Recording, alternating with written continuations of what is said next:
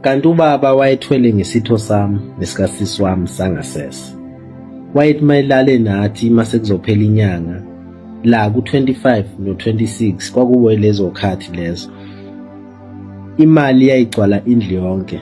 Noma ikuphi ufica ubona u-200, uthi uyafika edaningi pheko sofa kuno-200, uthi uyafika ekhishini kunemali nje iningi all over. Then sinosisi wami sasibancane sithanda futhi nemali. Yes.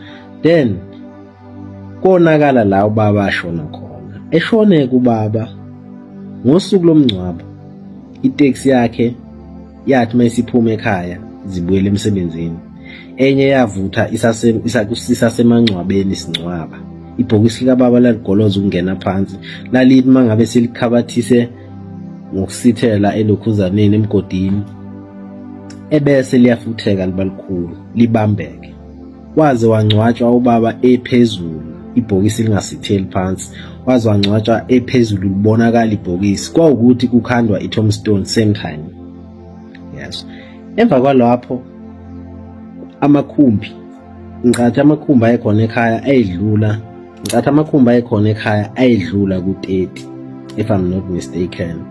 Emaningi but ngosuku lomngcwabo esebuyele emuva ngicathi ayu-15 athole accident futhi awazange ephinde sakhandeka.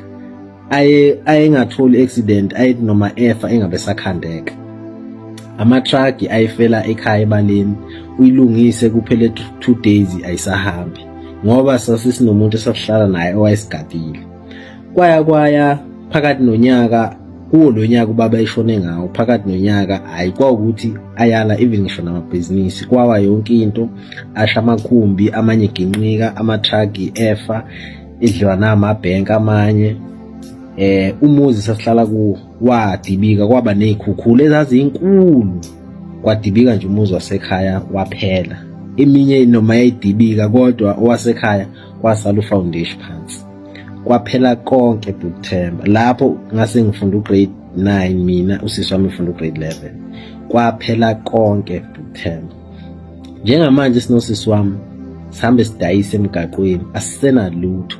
Impilo esasiyiphila sasingazi ukuthi siyophinde sibe nje. Sihambe emgaqweni sidayise oswidi, kuyenzeka silale la sidayisa khona, sivuke ekuseni siqhubeke sidayise. Kwaphela konke. Ngangingazi mina ukuthi ukuthwala kanti kuyintention. Ukube mhlambe sasazi ukuthi babo wenzeni, sasingaqhubeka kuleso sithwalo sinosisi wami. Indlela esasesihlupheka ngakhona. Zisasekhona izinto kuwukuthi imali engasenzeki. Base beyifuna njalo drive imali. Kumanje Buthemba ungasithola ngisho emgaqweni silele, sivuke ekuseni siqhubeke sidayise. But ngithe mangibuka ama-video akho, ngabuka ukuthi nami ke ngiqwashisa abantu beze bengangeni kulento yokuthwala. Ngiyabonga Buthemba. Uma usuyifundile indaba yami, ngiyobe sengibona ama-comment ukuthi abantu bathini, but nami ngiyabaqwashisa ngokwenzeka kithi. Ngiyabonga.